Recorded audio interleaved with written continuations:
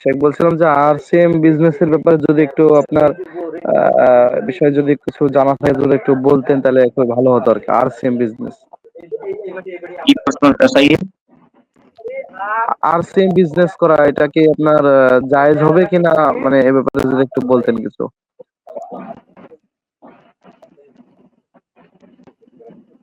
আপনার প্রশ্ন কথা বোঝা প্রশ্নটা যাচ্ছে না। আপনি একটু আওয়াজটা উঁচু করুন।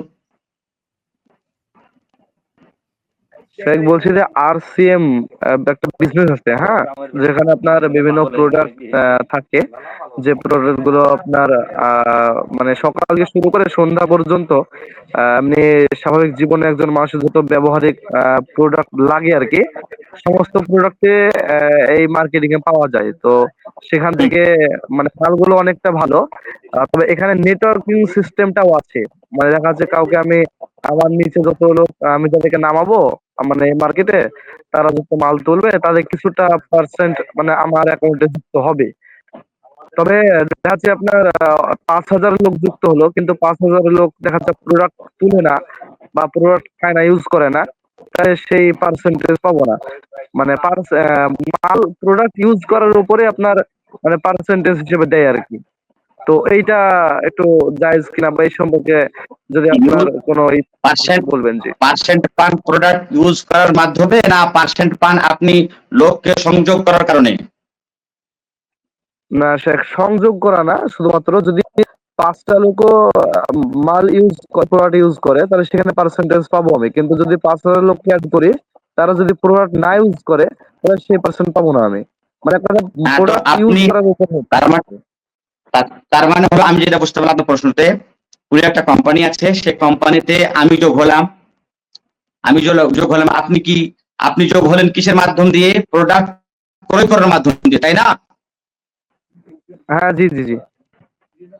আচ্ছা, এবারে এবারে কোম্পানি আপনাকে বলছেন যে আপনি যতটা লোককে এই আমাদের কোম্পানিতে যোগদান করাবেন, আপনাকে আপনার প্রফিটটা অত বেশি হবে, কারণ যত লোক যোগদান করবে অত লোক আমার কোম্পানি থেকে আমার প্রোডাক্ট ক্রয় করবে।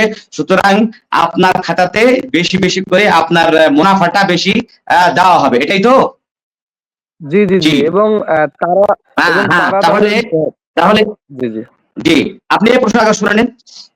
এটাকে বলা হয় আত-তাসবিকুল হারামি, আরবিতে বলা হয় আত-তাসবিকুল হারামি, পিরামিড ব্যবসা। হ্যাঁ, পিরামিড ব্যবসা মানে হলো যে আমি যোগদান করলাম, তারপরে আমি পিছনে যত লোকগুলোকে আমি যোগদান করব, আমাকে অতটা প্রফিট বেশি দেবে। যে যতটা লোককে মানে যে এই কোম্পানিতে জড়িয়ে দিবে, তার প্রফিটটা অতটা বেশি। তাহলে এইরকম কোম্পানিতে যোগদান করা কি শরীয়ত সম্মত না সম্মত না, বা এরকম বিজনেস করা শরীয়ত সম্মত না সম্মত না? জি, এইরকম কোম্পানিতে বা এরকম ব্যবসা করা শরীয়ত সম্মত না। কেন না? এর কারণটা কি? এর কারণ হলো যে এই ব্যবসা এই ব্যবসা নির্ভর করে গারারের উপরে, গারার মানে ধোঁকার উপরে। কারণ সবাই এই কোম্পানিতে যোগদান করছে প্রোডাক্ট ইউজ করার আসল উদ্দেশ্য নাই। আসল উদ্দেশ্য হলো কি? প্রফিট লাভ করা।